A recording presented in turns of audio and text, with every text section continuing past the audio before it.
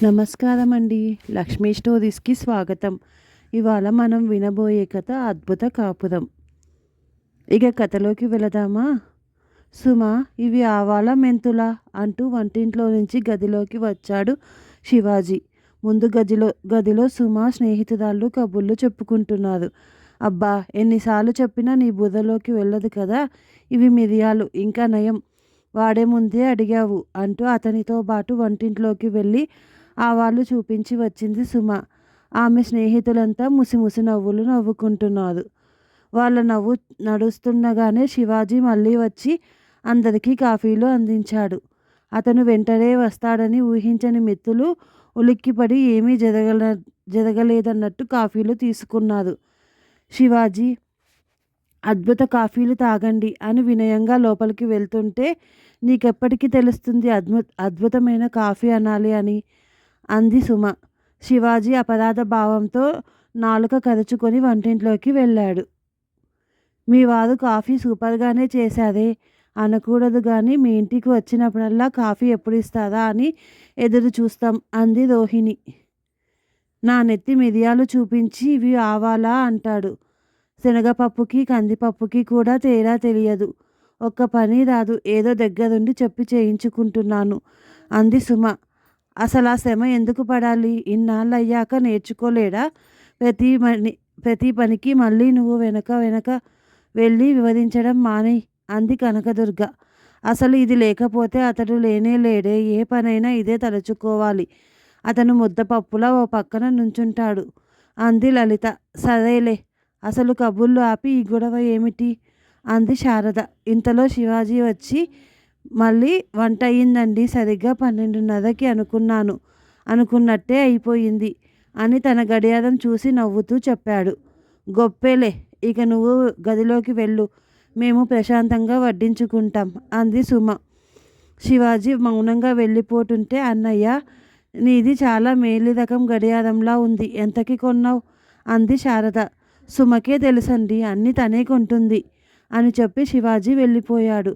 శివాజీ పూర్తిగా గదిలోకి వెళ్ళే వరకు ఆగి, నిజంగా మొద్దావతారమేనే, అన్నీ నువ్వే కొంటావని ఎంత సిగ్గు లేకుండా చెబుతున్నాడో. ఈయన గారి లోదుస్తులు కూడా నువ్వే కొంటావా అంది లలిత. అతనికేమీ తెలియవుగా, నా పని నాదే అంది సుమ నిస్సృహతో కొంత గర్వంతో. పెళ్ళైన కొత్తలోనే హైదరాబాద్లో ఎవరింటికో వెళ్ళాం.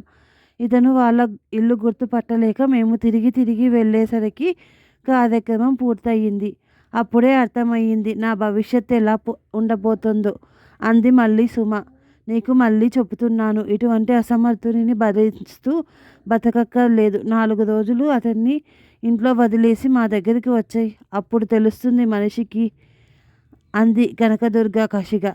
చాలెండర్ రామన్కి మంచి కాఫీ ఇచ్చాడు, గుమగుమలాడే వంట చేశాడు, మనం ఇలా హాయిగా గడుపుకునేలా అన్ని ఏర్పాటు చేశాడు. మనకి అది చాలు కదా అన్ని సర్దేసింది శారద. అందరూ మళ్ళీ కబుర్లు చెప్పుకుంటూ భోజనాలు చేశారు. సాయంత్రం పకోడీలు కూడా వారి దగ్గరికే వేడివేడిగా వచ్చాయి. పకోడీలు అద్భుతంగా వచ్చాయి కానీ, అంతకుముందు ఎప్పటిలాగే పిండి ఎలా ఉంటుందో శివాజీకి చూపించడానికి ఒకసారి, ఉల్లిపాయలు చిన్న కత్తితో ఎలా కోయాలో చెప్పడానికి ఒకసారి సుమ వంటింట్లోకి వెళ్ళవలసి వచ్చింది. కనకదుర్గ, లలిత జాలిగా చూడడం తప్ప ఏమీ మాట్లాడలేదు. 7 గంటలకు అందరూ సెలవు తీసుకుంటుంటే, సుమ, మా చెల్లెలి పెళ్ళికి నువ్వు తప్పకుండా రావాలి అంది శిల్ప. వస్తాం లేవే, శివాజీకి కుదురుతుందో లేదో కనుక్కొని అని సుమ అంటుంటే దుర్గ అందుకొని, నీకెప్పుడు బుద్ధొస్తుందే, అతనికి కుదరడం ఏమిటి? 2 రోజులు తనని సర్దుకోమని చెప్పి బయలుదేరు అంది కోపంగా. లేదు, నేను వదిలేస్తే ఇల్లంతా అస్తవ్యస్తం అవుతుంది. ఏమీ చెయ్యలేక తిండి మానేసి కూర్చుంటాడు. అయినా రమేష్ తనకి కూడా బాల్యమిత్రుడే కదా, ఖచ్చితంగా పెళ్ళికి వచ్చేలా వీలు చూసుకుంటాడులే అని సుమ చెప్పింది. అందరూ వెళ్ళిపోయారు. అద్భుత పెళ్ళి అన్నాడు శివాజీ. సెలవులో ఉన్నాడు కనుక మంచి ఉత్సాహంగా ఉన్నాడు. ఆపకుండా అతడు వదులుతున్న చమత్కారాలు విని మిత్రులంతా నవ్వుతున్నారు. అద్భుత పెళ్ళి కాదు, అద్భుతమైన పెళ్ళి అనాలి అంది అక్కడే ఉన్న సుమ, శివాజీ డొక్కలో పొడుస్తూ. శివాజీ ఉలిక్కిపడి తప్పు చేస్తూ దొరికిపోయిన చిన్న పిల్లాడిలా తల దించుకున్నాడు. అతని మిత్రులంతా ఈ వైఖరిని చూస్తుంటే రాత్రంతా ఎటుపోయినా ముహూర్తం టైంకి మాత్రం ఎక్కడో అమాయకంగా కూర్చోకుండా 1 గంట ముందే మండపం దగ్గరికి వచ్చి అక్కడే పెళ్ళయ్యేదాకా ఉండు అని ఆజ్ఞ ఇచ్చి తన పట్టుచీర రెపరెపలాడించుకుంటూ సుమ వెళ్ళింది. స్ఫూర్తిగా ఉండబట్టలేక, ఒరేయ్ ఏమిట్రా నీ పరిస్థితి, ఇంట్లో కూడా ఇలాగేనా అన్నాడు. శివాజీ నవ్వేసి, ఇక్కడే ఇలా ఉంటే ఇంట్లో ఇంకోలా ఉంటుంది అన్నాడు. ఎలా భరిస్తున్నావురా అన్నాడు. భరించడం ఏమిటి, అలవాటైపోయింది బల్లుమని నవ్వేశాడు శివాజీ. మిగతా వారు కూడా నవ్వారు. ఉదయ్, నువ్వేమి పనికి మాలిన వాడివి కాదు కదా, గొప్ప శాస్త్రవేత్తవి, ఎన్నో గొప్ప గొప్ప పురస్కారాలు అందుకున్నావు. తరచుగా నీ అద్భుతమైన పరిశోధనల గురించి టీవీలో వార్తలు కూడా వస్తుంటాయి. అయినా నిన్నలా దద్దమ్మలా చూస్తుంటే నీ ధర్మపత్ని ఉదయ్ ఇంటి దగ్గర వస్తే ఐన్స్టైన్ అయినా అప్పారావు అయినా ఒకటే పరిస్థితి. ఆ విషయం పక్కన పెట్టి ఇక్కడి నుంచి నిశ్శబ్దంగా పదండి. తెల్లవారుజామున కదా ముహూర్తం, ఈ లోపల మన గదిలోకి వెళ్ళి పూజా కార్యక్రమం మొదలు పెడదాం అన్నాడు శివాజీ. మరి ఇందుకు మీ ఇంటి యజమాని ఒప్పుకుంటుందా అన్నాడు వెటకారంగా చలం. ఆవిడికి తెలియాలి కదా, అయినా పరోక్షంగా ఎటుపోయినా పర్వాలేదని చెప్పిందిగా.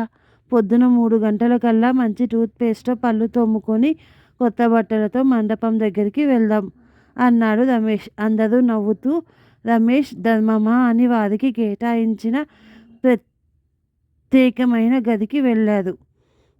అక్కడున్న వాళ్ళందరూ పెట్టమాది మొగుళ్ళే కానీ చలం ఒకడే ఇంట్లో పైచేయిగా ఉంటున్నాడని పేరు. ఎంతవరకు నిజమో వాడికి దేవుడికి కానీ తెలియదు. వారి భార్య శారద వీళ్ళ పూజ సామానుతో పాటు కొన్ని వంటకాలు వండి పెట్టడానికి వచ్చింది. శివాజీ లేచి, చెల్లమ్మ, నేను ఆడుతూ పాడుతూ వండేస్తానులే, మీరు పెళ్లి కూతురు దగ్గరే ఉండండి, ఒక్కడి మా కార్యక్రమం విషయం మాత్రం జాగ్రత్తగా దాచండి అన్నాడు. శారద నవ్వుతూ, సరే అన్నయ్య, నువ్వు వండేస్తానంటే సరే, కానీ నువ్వు ఎప్పటిలా ఒక్కొక్క దానికి పొరపాటు పడకుండా ఇదిగో ఈ వస్తువులు ఒక్కొక్కటి ఏమిటో రాసి పెడతాను అని చూపించబోయింది. ఆమెను వారిస్తూ, చెల్లమ్మ, మామూలుగా అయితే పర్వాలేదు, కానీ ఇప్పుడు అంటే సమయం లేదు, నేను ఇవన్నీ చూసుకుంటానులే అన్నాడు శివాజీ. కానీ వంట చేసేటప్పుడు ఏది ఏమిటో తెలియక కొంచెం తికమక పడుతుంటావు కదా అని అంది. అదేమీ లేదండి, ఇది శనగపిండి, ఇవి ఆవాలు, ఇది వాము, ఇది చింతపండు గుజ్జు, ఇది వంట సోడాని బజ్జీలలో ఎక్కువ వేయకూడదు అని శివాజీ ఒక్కొక్క వస్తువు పేరు చెప్పుకుంటూ పోతుంటే శారద నోరు తెరుచుకుని చూస్తుంది. వెంటనే విషయం అర్థమయ్యి నాలుక ఖర్చుకున్న శివాజీ, చెల్లమ్మ, ఇదంతా ఎక్కడా అనకు, నా కాపురం కూలిపోతుంది అన్నాడు. మొత్తం అర్థమైపోయింది అన్నట్టు తల ఊపి ముసిముసి నవ్వులు నవ్వుకుంటూ శారద అక్కడి నుంచి వెళ్ళిపోయింది. పార్టీ రంజుగా జరిగిపోయింది. ఆ తర్వాత అద్భుత పెళ్ళి కూడా ఘనంగా జరిగిపోయింది. Thank you for watching friends.